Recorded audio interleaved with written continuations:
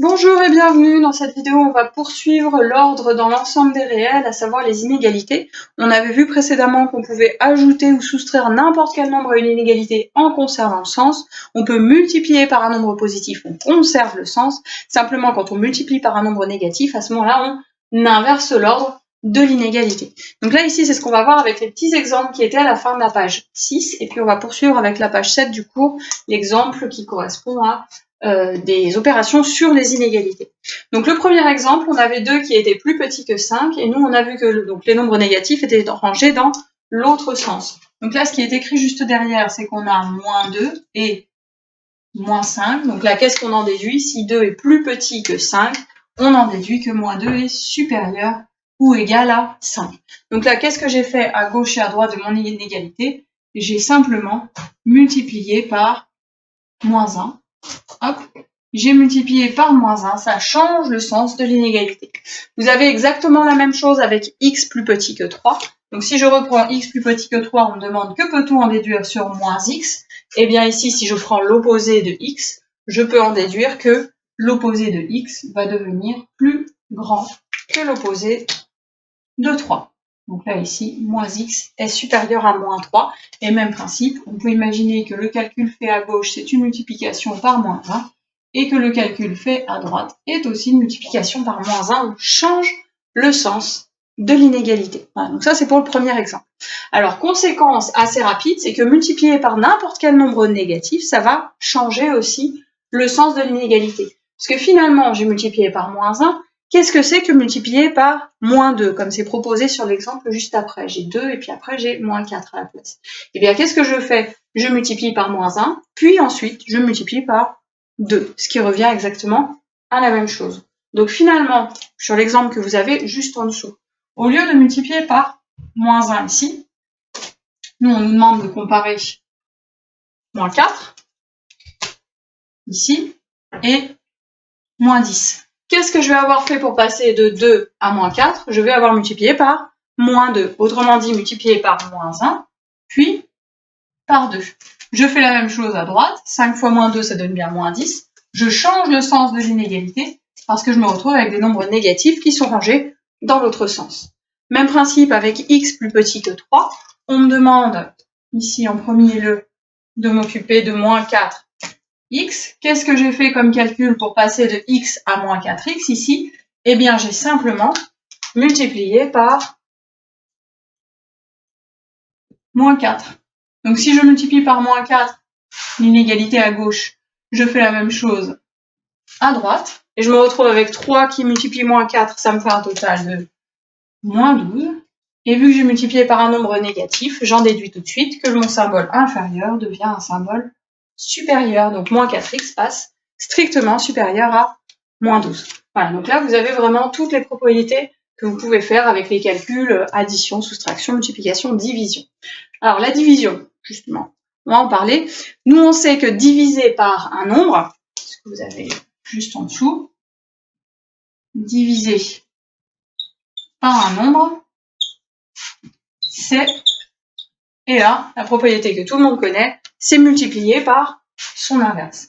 Donc finalement, faire une division, ça reste la même chose que faire une multiplication. Multiplier, diviser, c'est exactement la même chose. Donc, diviser par un nombre positif, ça reste multiplier par un nombre positif. Ça ne change rien. Diviser par un nombre négatif, c'est multiplier par un nombre négatif. Donc là, ça veut dire qu'on va pouvoir changer le sens de l'inégalité. Donc la propriété qui dit que quand on multiplie par un nombre positif, on ne change pas le sens de l'inégalité, on pourrait très bien le faire avec diviser. Et multiplier par un nombre négatif, on pourrait aussi le faire avec diviser par un nombre négatif. Ça change le sens de l'inégalité. Donc là, normalement, pas de difficulté. Alors pour vous entraîner là-dessus, je vous demande de faire l'exercice 20 de la page 18 que vous pourrez trouver corrigé assez rapidement. Alors moi, je vais terminer cette vidéo avec l'exercice qui est donc sur la page suivante, la page 8 sur 12, donc avec Michel qui souhaite acheter des fruits et des légumes. Alors sur votre énoncé, on vous dit qu'il souhaite acheter entre 4 et 5 kg de légumes chez un primeur et on note L le poids des légumes. Et on vous demande ensuite, on vous dit qu'il souhaite aussi acheter entre 1,5 et 3,5 kg de fruits chez le même primeur et on note F le poids des fruits achetés. Donc là, grand L, le poids des légumes, grand F, le poids des fruits. Et on va donc simplement, dans la première question, on nous demande de donner un encadrement de ce poids. Donc c'est assez simple, il n'y a pas de calcul, rien du tout, c'est simplement de la lecture d'énoncé. Donc quand on me demande un encadrement du poids de légumes, ça veut dire que je dois donner grand L et l'encadrer avec des inégalités. Donc moi, si je prends ce que j'ai dans mon énoncé, on me dit que c'est compris entre 4 et 5. Donc je vais simplement écrire que 4 est plus petit que L est plus petit que 5. On dit que L est compris entre 4 et 5, le poids des légumes est compris entre 4 et 5 kg. On fait exactement la même chose avec les fruits. Donc là, pour mes fruits, on me dit qu'ils sont entre 1,5 et 3,5 kg, ce qui veut dire que 1,5 est plus petit que grand F est plus petit que 3,5 kg. Voilà, donc là, j'ai fait mes encadrements, il n'y a pas de calcul, il n'y a pas de piège, c'est facile, c'est de la lecture d'énoncé. La question 2, on me demande d'en déduire un encadrement du poids total de fruits et légumes qu'il aura acheté. Alors ici, le poids total. Comment je calcule le poids total de ce qu'il a acheté? Il a acheté des légumes, il a acheté des fruits. Si je veux le total, je vais ajouter mes légumes plus mes fruits. Donc la question qui m'est posée, c'est j'ai des légumes plus des fruits et on me demande un encadrement. Donc comment est-ce que je peux réfléchir? Je peux chercher là ici au minimum quel sera le poids de son panier total. Au minimum des légumes, il en a acheté 4 kg. Il ne peut pas avoir acheté moins, c'est au minimum 4 kg de légumes. Et les fruits, au minimum, il en aura acheté 1,5 kg. On ne peut pas faire moins non plus. Donc là, le minimum de ce qu'il aura pu acheter, il faudrait prendre le minimum de légumes plus le minimum de fruits, ce qui fera un minimum à 4 plus 1,5 kg. Et au maximum, là ici, plus petit que quoi? Au maximum, il aura 5 kg de légumes et 3,5 kg de fruits. Donc au maximum, il ne pourra avoir de toute façon que 5 kg de légumes plus 3,5 kg de fruits. Donc là, ça reste assez intuitif, il n'y a pas de difficulté, on cherche vraiment ce qu'il peut avoir pris au minimum, ce qu'il peut avoir pris au maximum et on ajoute. Alors ce qui est intéressant, c'est surtout de voir qu'on avait ces deux inégalités et qu'on a simplement ajouté. Là, la partie de gauche, 4 plus 1,5, L plus F, 5 plus 3,5. Et je me retrouve avec deux inégalités qui sont ajoutées, a priori qui semblent assez logiques. Donc là, qu'est-ce que j'en déduis? Normalement, vous avez un petit peu de place sur le côté. Vous en déduisez tout de suite que 5,5 est plus petit que les légumes plus les fruits est plus petit que 8,5. Voilà, donc au minimum, il a 5,5 kg dans son panier et au maximum, il a 8,5 kg dans son panier. Ah, pas trop de difficultés. Alors, la question 3, c'est là que ça devient un petit peu plus intéressant. On me dit qu'il souhaite réduire sa quantité de légumes parce qu'il en a un petit peu trop. 4-5 kg, ça faisait trop de légumes. Et donc, il retire de son panier entre 1 et 1,5 kg. Cette quantité, on va la noter petit q. Ça, c'est ce qui est proposé dans la question 3. La quantité qu'il enlève est notée petit q. On me demande un encadrement de cette quantité q. Donc là, ici, c'est ce que je fais. J'écris q, je donne un encadrement.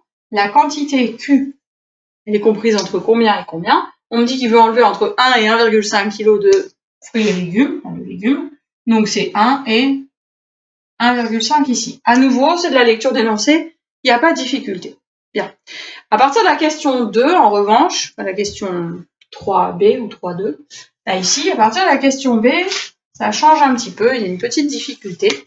Donc là, en dessous, qu'est-ce qui va se passer? On me demande au total, son panier, il est entre combien et combien? On avait vu qu'au total, son panier était entre 5,5 et 8,5. Mais maintenant, à son panier, il veut enlever entre 1 et 1,5 kg. Donc moi, qu'est-ce qu'il va falloir que je fasse? Il va falloir que je regarde au minimum combien est-ce qu'il va avoir de fruits et de légumes. Moi, je sais qu'au minimum, il en avait 5,5 kg. Mais il va en enlever. Il va en enlever, alors comment est-ce qu'il faut que je fasse pour qu'il y en ait le minimum possible dans son panier? Il va falloir que j'en enlève le plus possible. Donc si j'enlève 1,5 kg, là, je vais en avoir enlevé le plus possible et je me retrouve avec le minimum de quantité. Même chose pour le maximum. Au maximum, il a 8,5 kg de fruits et légumes. Si je veux garder un maximum de fruits et légumes, il faut que j'enlève une quantité qui soit minimale. Et donc, il faudrait que j'enlève 1. Alors là, ce qu'on constate, c'est qu'on ne peut pas faire comme tout à l'heure. Là, je ne peux pas soustraire, faire simplement 5,5 moins 1 et 8,5 moins 1,5. Ça ne fonctionne pas. Donc là, ce que j'imagine que je dois faire, c'est que je dois croiser la 5,5 moins 1,5 et 8,5 moins 1. Alors pourquoi est-ce qu'on doit croiser comme ça? Pourquoi est-ce qu'on n'utilise pas l'inégalité dans le bon sens? Alors ce qu'on va faire, On va faire une étape intermédiaire. Moi, ce que je dois faire, c'est que je dois faire L plus F, mes fruits et légumes, moins une certaine quantité. Donc, plutôt que de laisser là, cette quantité comme ça, Q, je vais plutôt la passer en négatif, vu que je dois la soustraire. Et donc là, ce qu'on a vu nous, dans le paragraphe précédent, c'est que quand on a une quantité Q, si on veut la passer en négatif, prendre son opposé, je vais donc avoir moins Q, qui est compris entre moins 1 et moins 1,5. Mais vu que j'ai pris les opposés, à ce moment-là, qu'est-ce que je fais? Eh bien, je vais changer le sens de l'inégalité. Et là, ici, on comprend mieux pourquoi est-ce que ça ne fonctionne pas, pourquoi est-ce qu'on avait inversé les calculs. Eh bien, simplement parce que ici, j'ai dû changer le sens de l'inégalité. Alors, je vais réécrire cette inégalité, mais dans le bon sens, en passant dans l'ordre croissant, parce qu'on travaille qu'avec des ordres croissants. Ce qui fait que j'ai moins 1,5, qui est plus petit que moins Q, qui est plus petit que moins 1. Et là, ici, on voit bien, donc la quantité ici maximale qu'on va enlever, elle est de 1,5, donc moins 1,5 sera ici le minimum, et moins 1 sera le maximum. Alors, si on regarde un petit peu ce qu'on avait utilisé tout à l'heure, est-ce qu'on peut le faire maintenant? Bien oui, si je fais 5,5 moins 1,5, L plus F moins Q, et 8,5 moins 1. Alors là, je ne soustrais pas mes inégalités, je les ajoute, c'est simplement que j'ai ajouté des nombres négatifs. Donc là, ici, comment est-ce que je me retrouve? Je me retrouve avec 5,5 moins 1,5, plus petit que mes légumes plus mes fruits moins la quantité que je veux enlever, qui est plus petit que 8,5 moins 1. Voilà. Et là, je conserve bien le sens, j'ai simplement ajouté cette inégalité qui est ici, j'ai ajouté celle-ci avec celle-ci. J'ai ajouté les inégalités. Hop. Alors, vous n'oubliez quand même pas de conclure après, de faire le calcul. Donc, 5,5 moins 1,5, vous allez vous retrouver avec 4, qui est plus petit que mes légumes plus mes fruits moins ma quantité, plus petit que 8,5 moins 1, ça vous fait 7,5. Donc, il aura au minimum 4 kg de fruits et légumes et au maximum 7,5 de fruits et légumes. Donc là, ce qu'il faut bien retenir, c'est qu'on ne peut pas soustraire des inégalités parce que vous avez une inversion. Quand vous avez quelque chose de négatif, eh bien, vous avez une inversion des symboles là ici, inférieur et supérieur. Vous avez un changement d'ordre dans l'inégalité, donc vous ne pouvez pas soustraire votre inégalité. Alors, on arrive tout de suite après avec la propriété que vous pouvez compléter.